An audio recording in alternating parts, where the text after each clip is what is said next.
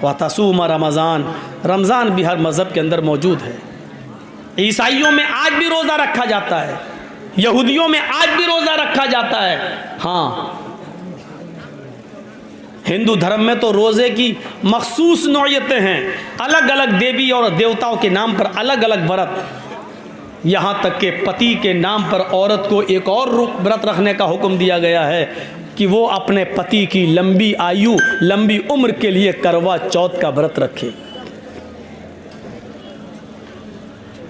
कुछ नहीं खाती है, कुछ नहीं पीती है जब तक कि वो चांद को नहीं देख ले, और कभी कभी अरसा 24 घंटे से भी ज्यादा का गुजर जाता है।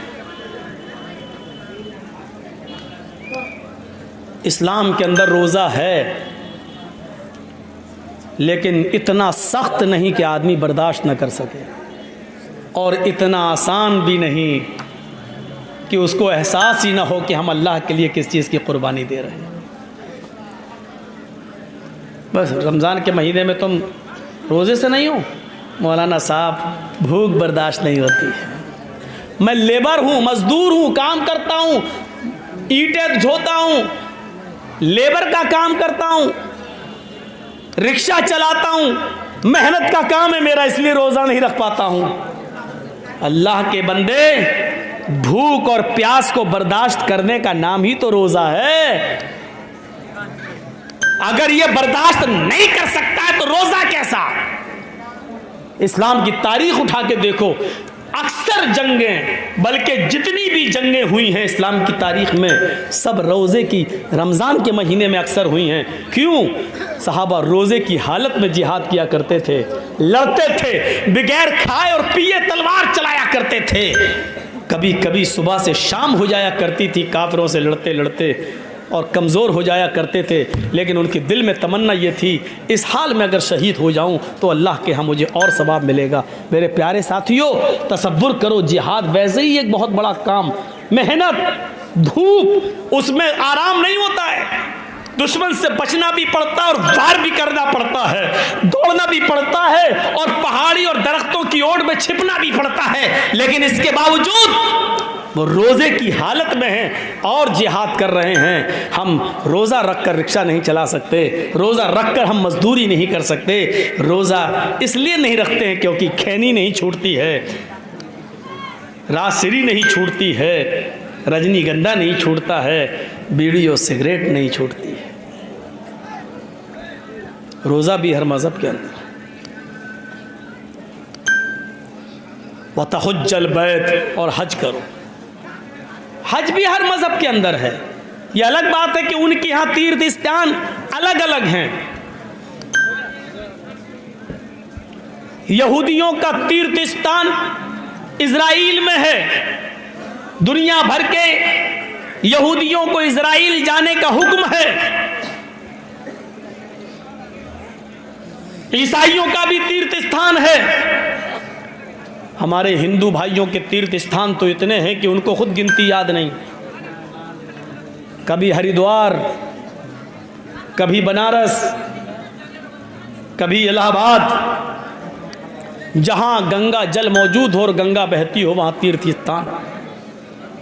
और इस्लाम के अंदर भी एक तीर्थ स्थान है, और वो क्या है कि आप इस्तिताअत हो, ताकत हो तो आप खाने काबा की ज़ियारत करें, हज करें। ये बुनियादी तौर पर इस्लाम की जो परिभाषा है, इस्लाम की जो तारीफ़ है मेरे भाइयों, वो हर मज़हब के अंदर है। ये नमाज का जिक्र भी हर मज़हब के अंदर मौजूद है। हिंदू धर्म के अंदर भी नमाज की एक शक्ल मिलती है। योगी उज्जीत सततमात्मानम रहस्य स्थिता एकाकी अच्युतातिमा निराशीर परिग्रह। श्रीमद् भागवत गीता अध्याय 6 मंत्र नंबर 10। जब तुम ईश्वर की पूजा करने के लिए खड़े हो तो पूरे शरीर का योग कर लो, पूरे शरीर की एक्सरसाइज कर लो, पूरे शरीर को झुका लो। ये शक्लो सूरत सिर्फ नमाज में होती है। अल्लाहू अकबर कहकर ऊपर नियत बांधो, खड़े हो, खड़े होकर एक्सरसाइज, अल्लाहु अकबर कहकर रुकू में जाओ। रीढ़ की हड्डी और पीठ इतनी सीधी हो जाए कि पानी का भरा हुआ बर्तन भी अगर आपकी पीठ पर रखा जाए तो गिरने ना पाए। ये आपकी कमर की एक्सरसाइज। और सजदे में जब आप जाते हैं और पैरों की उंगलियां जमीन पर जब आप मोड़ते हैं और उनको किबले की तरफ करते हैं तो पैरों की उंगलियों से जो नसें खिंचती हैं वो आपकी रीढ़ की हड्डी, और रीढ़ की हड्डी से खिंचते हुए वो दिमाग तक आती है और खून का सर्कुलेशन पूरी दिमाग तक पहुंच जाता है जब आप सजदे में जाते हैं। इसीलिए अल्लाह के नबी फरमाते हैं सजदे को ज्यादा लंबा किया करो, क्योंकि बंदा अल्लाह के सबसे ज्यादा करीब तब होता है जब वो सजदे में होता है। सजदे को लंबा करने का हुक्म है, और लंबा करने का एक फायदा यह है कि पूरा दिन जो हम और आप खड़े रहते हैं, चलते फिरते रहते हैं, काम करते रहते हैं, तो खून का सर्कुलेशन, खून का दौरान हमारे दिमाग तक उतना नहीं पहुंच पाता जितना हमारे दिमाग की नसों और रगों को ब्लड की जरूरत पड़ती है, उतना नहीं पहुंच पाता। इसलिए जब हम सजदा करेंगे और लंबा सजदा करेंगे तो खून का दौरान और खून का सर्कुलेशन दिमाग की एक एक रग तक पहुंच जाएगा। डॉक्टर मोरिस बुकाई कहते हैं कि जो आदमी पांचों वक्त का नमाजी हो और सजदा लंबा करता हो, अमेरिका का बहुत बड़ा डॉक्टर, वो लिखता है कि जो आदमी इस्लाम के मुताबिक सजदा करने वाला बन जाए, ऐसे शख्स को ब्रेन हेमरेज की बीमारी नहीं हो सकती है, इसके दिमाग की नस नहीं फट सकती है। नमाज पूरी एक एक्सरसाइज है। अगर आप पांचों वक्त के नमाजी बन जाएं और नमाज उस तरीके पे पढ़ें जिस तरीके से अल्लाह के नबी ने कहा है और बताया है, तो आपको ये फर्जी एक्सरसाइज सिखाने वालों की ज़रूरत नहीं पड़ेगी। नाम नहीं लूँगा।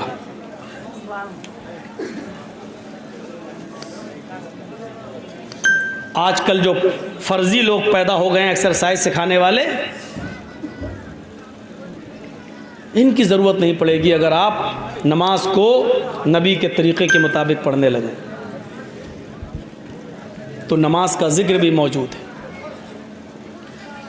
ज़कात दुनिया के हर धर्म, हर मजहब के अंदर, हिंदू धर्म के अंदर तो दानम दीक्षिता का शब्द मौजूद है, दान दो। इस्लाम ने एक उसूल मुतय्यन कर दिया है, इतना पैसा हो तो इतना, सोना हो तो इतना, इतनी बकरियां हो तो इतनी, इतनी भैंसें और गाय हो या ऊंट हो तो इतनी, बारिश के पानी से आपका गल्ला और अनाज पैदा होता है आसमानी बारिश की वजह से तो इतनी ज़कात, बारिश के पानी से नहीं सरकारी पानी से अगर आपका अनाज पैदा हुआ खेत में तो उसकी ज़कात अलग। आपके तालाब में कितनी मछलियां होनी चाहिए कि तब आपके ऊपर ज़कात फर्ज होगी। आपकी दुकान में कितना माल भरा हुआ होना चाहिए कि जिस पर आपकी ज़कात फर्ज होगी। आपके पास कितना टन आलू होना चाहिए कि तब आपके ऊपर ज़कात फर्ज होगी। आपके पास मुर्गियां कितनी होनी चाहिए, भेड़ और बकरियों की ज़कात की तो एक तायुन है हदीस की किताबों में, लेकिन आप अगर मुर्गी का बिजनेस करते हैं, मुर्गी का कारोबार है, तो कितनी उस पर ज़कात फर्ज होगी। यह मुस्तकिल एक मौजू है, कभी फुर्सत से सुन लेना, इस मौजू पर एक अलग तकरीर की ज़रूरत है।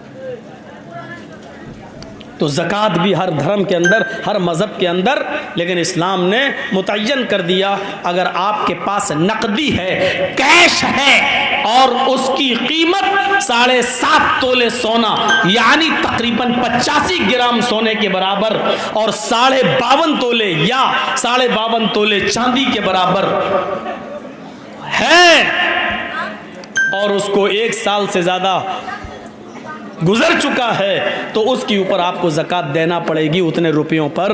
100 रुपये में 2.5 रुपये, 40 रुपये में 1 रुपया। बुनियादी तौर पर इस्लाम की जो परिभाषा है, इस्लाम की जो तारीफ है मेरे भाइयों, वो हर मज़हब के अंदर है। इससे पता चलता है कि इस्लाम मुहम्मदुर रसूलुल्लाह का अकेला दीन नहीं है, आदम से लेकर मोहम्मद सल्लल्लाहु अलैहि वसल्लम तक जितने भी नबी आए सभी इस्लाम को लेकर आए।